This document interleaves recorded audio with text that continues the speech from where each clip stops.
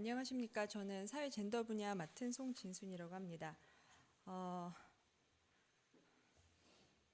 설문 주제부터 말씀드리겠습니다. 코로나19 상황에서 이게 코로나의 위기 상황이라고 하는 게 굉장히 장기화됨에 따라서 어떻게 젠더 의식이라든가 사회 취약계층의 문제가 있는지, 이렇게 하면 될까요? 잘 모르겠는데요. 죄송합니다. 뭐 조정해야 될 게 있나요? 더 가까이 하라고요? 알겠습니다. 다시 할게요. 네.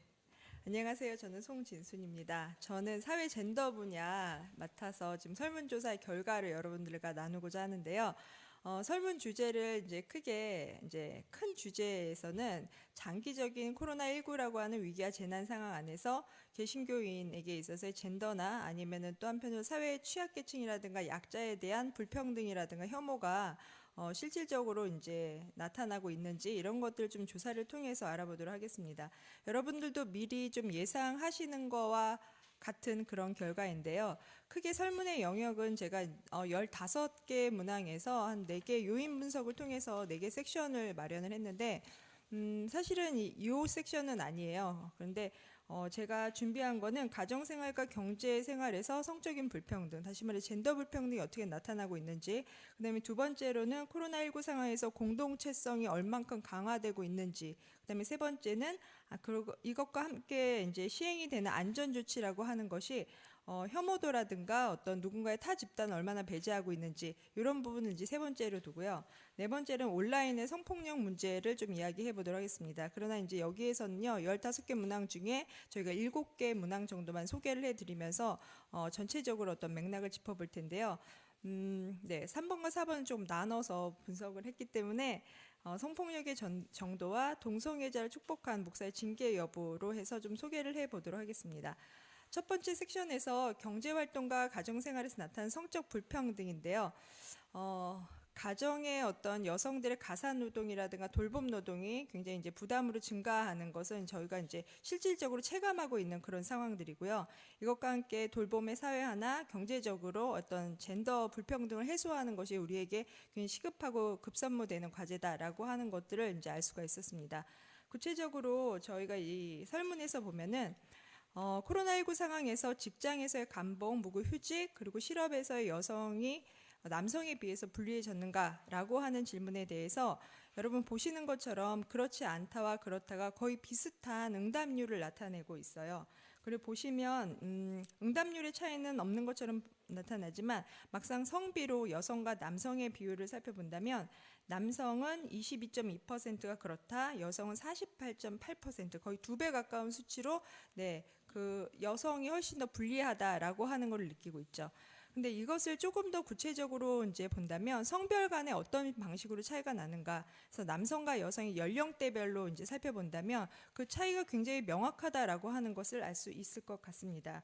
다시 말해서 이제 전문직, 정규직 이런 여성들 외에 캐셔라든가 청소 용역이라든가 요양보호사 등 서비스 업종에 또 몸담고 계시는 그런 비정규직, 임시직 여성일수록 혹은 소득 수준이 낮거나 아니면은 또 이제 가구 소득 수준이 낮고 비정규직일수록 여성일수록 이렇게 경제 활동에 있어서 취약한 그런 계층이다라고 하는 것이 명확하게 보여주고 있습니다.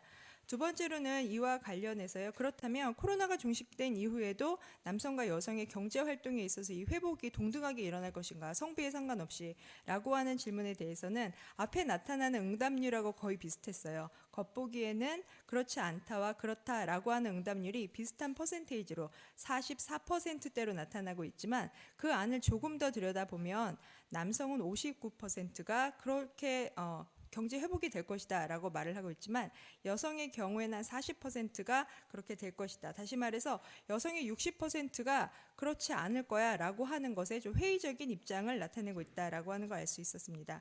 사실은 작년에요, 통계청하고 여가부에서 여성의 어떤 삶에 관한 이야기를 설문조사를 했었는데요. 여성이 이제 그 고용률이 지속적으로 증가는 하고 있지만 여성의 비정규직 비율이 남성에 비해서는 거의 이제 배에 해당해요. 그러니까 여성이 41%가 비정규직이라면 남성들은 26%. 당연히 거기에 따른 고용의 안정이라든가 임금이라든가 경제 활동에서도 훨씬 더 불리하고 취약한 그런 입장에 놓여 있는 것을 이제 저희가 알 수 있죠. 자, 경제 활동이 이렇다면 가정 생활에서는 어떤가? 여러분은 너무나 잘 아실 텐데, 그럼 이 코로나 상황에서 자녀나 노인이나 장애인들을 돌보기 위한 여성들의 가사 노동, 사실 저희가 말이 어려울까봐 돌봄 노동이라는 말을 좀 지양했었는데요. 사실은 돌봄 노동에 관한 질문을 했었던 거거든요. 네, 여기 보시는 것처럼 72%는 이제 훨씬 더 그 부담이 커졌다라고 하는 이야기를 하고 있고, 그렇지 않다가 19%입니다. 물론 이 안에서도 성별 차이가 분명하게 나타나고 있는데요. 여성들은 거의 대부분 연령에 상관없이 80% 이상 다 그렇다라고 답변을 했고요. 전업주부 같은 경우는 95%가 매우 증가했다라고 하는데, 예, 다 답변을 주셨습니다. 성별 간 차이가 이렇게 나타나는 것을 이제 확연하게 보실 수 있을 거예요. 다시 말하면 남성과 여성의 실질적으로 가사 활동이라든가 돌봄 노동이라든가 이런 데에서 거의 8, 90% 여성들이 가정 내에서 다시금 그 전통적인 방식의 이거 가정일이 여성일이다라고 하는 그런 여성의 지위를 더 공고히 하는 그런 체계로 좀 들어갔다. 다시 말하면 좀 더 이전 사회로 전통 사회에서 여성의 역할로 회귀하는 그러한 좀 후퇴하는 경향들을 보여줬다라고 하는 걸 이제 알 수 있게 되는 거죠. 그러면 이것에 관련해서 육아나 어떤 장애인이나 노인들의 돌봄에 대해서 어떤 대책이 시급하게 마련돼야 될 것인가, 여러 가지 질문을 했었는데 그 안에서 대부분 가장 크게 46%, 거의 50% 가까운 답변은요, 서비스 센터나 프로그램 등 어쨌든 정부와 지자체에서 지원하는 실질적인 프로그램들이 있어야 된다라는 얘기를 했어요. 뭐 조세 감면이라든가 아니면은 뭐 실질적인 어떤 비용의 문제라든가 인력 지원 이것보다는 좀 안정적으로 믿고 맡길 수 있는, 그래서 사실 되게 오래전부터 나왔던 얘기, 20년 전부터 나왔던 얘기인데요. 돌봄의 사회와 돌봄의 전문화가 시행되어야 된다라고 하는 데에서는 거의 대부분 의견을 같이 하고 있다라고 보시면 될 것 같습니다. 사실은 그 돌봄의 사회화라고 하는 것은 가정에서 이루어질 수 있는 건 아니고요. 정부와 그다음에 지자체와 그리고 시민들의 인식의 변화뿐만 아니라 직장 생활을 하고 있는 경제 활동에서의 기업들 간의 그런 어떤 거버넌스적인 그런 협조가 이루어져야만 가능한 일이라고도 이제 알고 계시면 될 것 같습니다. 두 번째 섹션에서는 저는 코로나 상황에서 공동체성의 강화와 그리고 또 혐오 인식이 어떤 방식으로 전환 확대되는지를 살펴보았습니다. 아시는 것처럼 공동체성 강화라고 하는 것은 우리라고 하는 그 인식은 훨씬 더 증대되면서 오히려 이것과 함께 사회적인 약자에 대한 혐오도도 같이 증가하고 있는 것을 살펴볼 수가 있었습니다. 그러나 개신교인들에게 있어서는 그렇게 부정적인 측면만 강화되는 것은 아니었고, 사회 구원적 측면들, 다시 말해 구제, 나눔, 봉사와 같은 활동들도 훨씬 더 같이 실행되고 있다라고 하는 것도 볼 수 있었습니다. 코로나19 상황에서 우리라고 하는 공동체 의식이 강화됐는가? 당연히 강화됐는데요. 연령과 직분이 높을수록 이것은 교회 생활하고 이제 많이 연관이 있는 유의미한 그러한 그 분석이 나왔었고요. 그리고 코로나19 진원지가 된 집단들, 다시 말해서 저희가 코로나 초반부에 지난 분기에 신천지라든가 해외 입국자라든가 이태원 클럽 이런 사람들의 어떤 코로나 진원지에 대한 문제점들이 계속해서 언론에서도 그렇고 그랬잖아요. 근데 이 집단을 경계하고 혐오하는 현상이 있었는데 당신은 어떻게 반응했는지에 대해서도 건강의 문제이기 때문에 혐오했다라고 하는 답변이 71%로 높게 나타났습니다. 혐오하지 않았다라고 하는 것은 24.5% 정도 나타났는데요. 근데 여기에서 이제 보시는 것처럼 40대 이상은 좀 혐오하지 않았다라고 하는, 그리고 신앙의 정도와 직분의 유의미한 차이는 여기선 별로 없는 것으로 나타나고 있었습니다.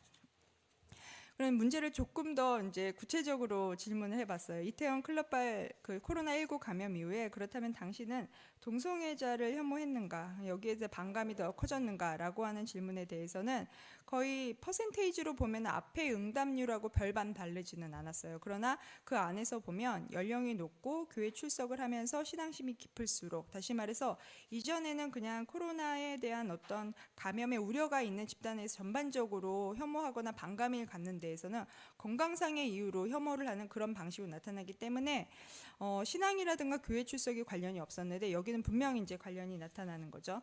조금 더 자세하게 살펴본다면 특별히 이제 신앙의 정도에 따라서 기독교 입문층이냐 아니면 기독교 중심층이냐에 따라서 여기 보시는 퍼센테이지가 굉장히 다르다라고 하는 것을 알고 계실 수가 있을 것 같습니다.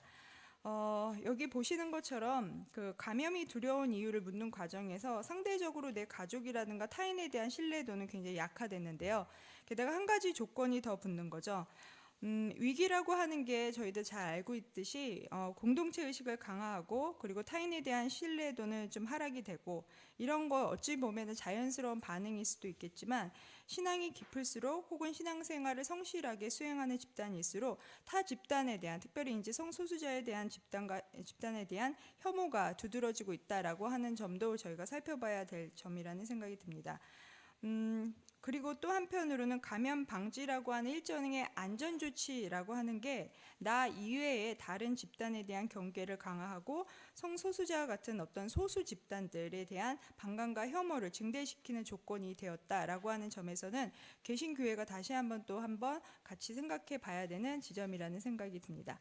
물론 이런 측면만 있지는 않았습니다. 제가 여기서는 한 가지만 예를 가지고 왔는데요. 개신교인이 그렇다고 무조건 배타적이고 혐오를 양상하는 그러한 집단인가? 그렇지는 않았고요. 위기 앞에서 공동체 의식은 강화되었어도 적어도 유학생이라든가 난민, 외국인 배우자 등 우리 주변에 있는 외국인들에게 우리 국민이라고 하는 것 똑같이 의료와 복지와 재정에 있어서 지원을 해야 된다라고 하는 점에 대해서는요. 그렇다라고 하는 게 50%가 넘는 답변이 나왔습니다. 그런데 이 안에서도 좀 더 자세히 살펴본다면 40대가 가장 포용적으로 높은 긍정성을 가지고 나타났고요. 한 57%가 그렇게 해야 된다고 하고 직분이 높고 그 다음에 출석 빈도가 높을수록 신앙이 깊을수록 다른 사람에 대해서도 이런 방식으로 동등하게 이런 지원과 혜택을 제공해야 된다라고 하는 답변이 높게 나타났습니다. 여기 보시는 것처럼 어찌 보면은 개신교인이 좀 많이 의식적으로도 좀 많이 갈등하고 양분되어 있지 않은가라는 생각이 들어요. 우리라고 하는 공동체성을 강화시키는 반면에 그래서 타인에 대한 타 집단에 대한 경계도 있지만 한편으로는 사회 구원이라고 하는 차원 안에서의 구제, 봉사, 나눔 이런 데에 대해서도 실천적인 방식으로 참여하고 있는 것 이것을 어떻게 좀 조화시켜 나가면서 우리가 극복해 나갈 수 있어야 되나라고 하는 이제 저희 안에 과제들이 남는다라는 생각이 듭니다. 세 번째는 온라인 성폭력의 심각성의 정도와 문제점을 한번 짚어봤는데요. 아마 여기에 대해서는 대부분 다 동의하고 공감하실 거다라는 생각이 들어요. 저는 어떻게 질문을 했냐면 온라인상의 성매매하고 성폭력들이 현장에서 일어나는 성매매나 성폭력에 대해서 더 심각하다라고 느끼는가, 그 비교했을 때 어떻게 생각하시는가라고 했을 때 매우 심각하다라고 답변하시는 분들이 한 50%, 그 다음에 약간 심각하다 18%요. 비슷하가 28%. 거의 보시면은 68%에 해당하는 거의 70%에 육박하는 사람들이 온라인상에서 일어나고 있는 이런 성 문제가 굉장히 심각한 문제로 다가오고 있다라고 했는데 그것보다 더 중요한 것은 그러면 이 성 문제가 심각한 그 이유라든가 그 문제점을 무엇으로 꼽고 있는가 이것을 저희가 주목해서 봐야 될 것 같습니다. 여러 개의 답변을 선택할 수 있도록 3개 답변을 선택할 수 있도록 저희가 이제 답안을 마련했는데요. 가장 크게 나온 1, 2, 3순위를 다 합했을 때는 대면 범죄와는 다르게 죄책감에 둔감한 거. 그래서 이 부분은 보면은 지금 피해자에 관한 입장보다는 이러한 온라인상에서 손쉽게 접근해 나가면서 가해자와 그 다음에 사람들의 인식 가운데 이 문제를 어떤 방식으로 우리가 받아들이고 있는가 이 문제를 좀 더 주목해서 답변을 하신 것 같아요. 이렇게 볼 때는 46.9%가 대면 범죄와는 다르게 죄책감에 둔감한 거 이것을 제일 큰 원인으로 짚고 있고요. 두 번째로는 스마트폰 게임처럼 누구나 쉽게 접근할 수 있는 것 이렇게 두고 있고요. 세 번째로는 비대면과 익명성 이런 방식으로 이제 설명을 해볼 수가 있을 것 같습니다.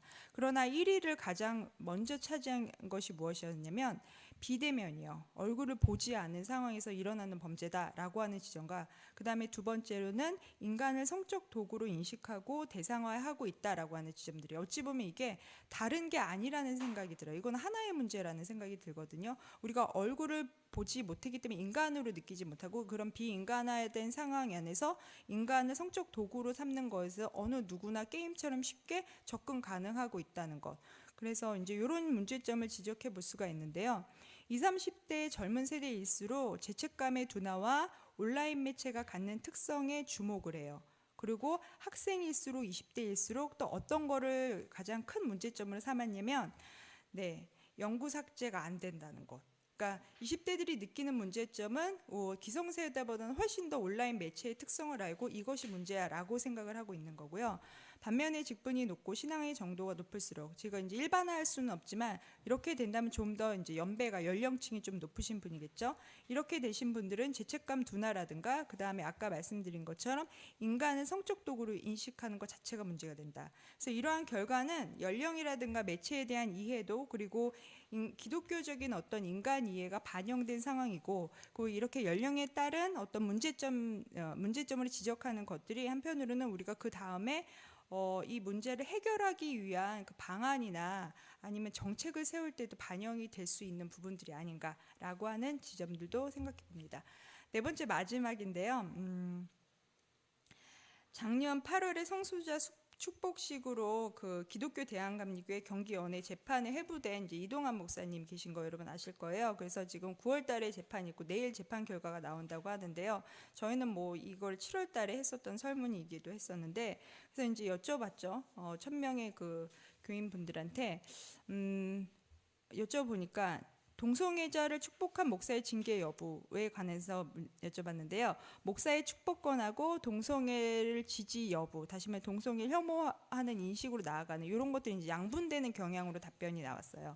좀 구체적으로 본다면 목사가 동성애자에게 축복하는 일로 인해서 교단 재판을 받게 되었는데 어떻게 생각하십니까? 라고 했는데 가장 높은 답변은요, 여러분, 축복은 목사의 권한이므로 누구를 축복하든 징계해서는 안 된다라고 하는 게 거의 30% 정도 나왔고요. 그리고 목사의 권한이라고 해도 동성애자 축복한 건 잘못된 거다. 목사 자격은 유지하되 징계는 해야 된다. 그래서 그 어떤 중도를 찾는 그런 방식의 어떤 절충적인 방안도 하나가 25%였고요. 또 조금 더 좀 강경한 입장으로는 축복은 목사의 권한이라고 해도 동성애자를 축복한 것은 용납될 수 없으므로 목사 자격을 박탈해야 된다라고 하는 입장, 이렇게 세 개를 좀 보실 수가 있을 것 같아요. 그런데 다른 어떤 설문보다도 잘 모르겠다. 그러니까 판단 유보하는 거죠. 여기에 대해서 이런 답변들은 좀 높게 나타난 경향을 띠고 있습니다. 여기 보시면요, 여기에 제가 좀 구체적으로 쓰지는 않았는데 40대에서는 사실은 이제 목사의 축복권을 더 지지하는 퍼센테이지가 훨씬 더 높았어요. 40%에 육박하겠는데 38.3%가 40대에선 그렇게 이제 답변을 했고요. 비정규직, 교회 출석하지 않고 신앙이 낮고 신앙의 정도가 낮다라고 말하는 사람일수록 거의 40%에 해당하는 답변, 응답률을 내놓았다라고 하는 것도 저희가 좀 주목해서 볼 수 있을 것 같고요. 반면에 목사의 축복권보다는 수혜자가 동성애자다라고 하는 거에 주목해서 목사 자격 박탈을 응답한 사람들은 60대 중직자, 신앙이 높을수록 상대적으로 높게 나타났어요. 이런 사람들도 40%. 그러면 이제 이렇게 양분되어 있는 그런 모습들을 이제 아실 수가 있을 것 같습니다. 자, 근데 그렇지만은 그 교회 전체가 동성애를 비롯해서 성소수자 혐오에 앞장선다라고 하는 시각이 사회적으로 이제 보편화되어 있는데요. 이러한 결과들을 볼 때는 동성애 혐오가 개신교인 다수의 입장이다라고 말할 수 있을까라고 하는 측면이고, 또 한편으로는 동성애 혐오의 인식만큼이나 교회가 성소수자를 떠나서 누구든지 포용적이어야 하고 열려 있어야 된다라고 하면서 지지하면서 말하는 그러한 입장을 가진 사람들도 많이 있다라고 하는 것도 생각해 볼 수가 있다는 지점입니다. 마지막으로 정리해 드리겠습니다. 코로나19라고 하는 재난과 위기 상황은요, 사회적인 불평등을 가시화시키고 가속화시키고 있습니다. 특히 여성은 경제생활이라든가 가정생활에서 훨씬 더 취약해져 있고요. 오히려 여성의 지위를 가정으로 이제 내적인 활동으로 좀 예속화하는 그런 경향들도 강하게 나타나는데요. 그리고 두 번째로 짚어가야 될 부분은 저희가 그 의료, 방역, 복지라든가 이런 사회적 안전망에 관한 이야기야 요청들을 이제 하게 되면서 강력한 국가, 강한 국가를 저희가 요청하게 되잖아요. 그런 것과 함께 거대한 국가와 함께 우리의 공동성이 증가하지만 이 공동체성이라고 하는 것과 그다음에 경계 설정이라고 하는 것은 같이 따라가는 것 같아요. 근데 이 경계 설정과 포용, 그다음에 관용이라고 하는 것에 대해서 우리가 어떻게 생각해야 되는가, 특히 이제 개신교인이 이 부분에 있어서 조금 더 민감하고 예민하게 나타나는 부분이 많은데요. 특별히 이제 동성애자라든가 아니면은 외국인들이라든가 난민 문제도 굉장히 심각하게 나타났었잖아요. 이런 부분에 있어서 신앙도 신분, 연령에 따라서 증폭되는 현상들이 있는데 같이 논의가 교회 안에서 건강하게 논의되는 구조로 전환돼야 되지 않나라는 생각도 같이 한번 해봅니다. 그럼에도 불구하고 사회 구원을 위한 어떤 봉사, 구제, 복지에 대한 관심과 실천도 높게 나타난다는 거. 제가 시간이 짧아서 다 말씀 못 드리는데요. 교회 규모라든가 그 다음에 이제 신앙의 정도에 따라서는 훨씬 더 많은 관심사를 가지고 진행되고 있는 것도 저희가 긍정적으로 볼 수 있을 것 같습니다. 네. 위기 속에서 공존과 상생 그리고 협력의 기독교적인 가치가 발현되는 것도 사실인데요. 그렇지만 우리가 어떤 가치관을 가지고 어떤 소통을 해야 되는가는 여전히 우리한테 남겨진 숙제라는 생각이 듭니다. 저는 오늘 여기까지 해서 마무리하도록 하고요. 또 긴 시간 들어주셔서 감사합니다. 고맙습니다.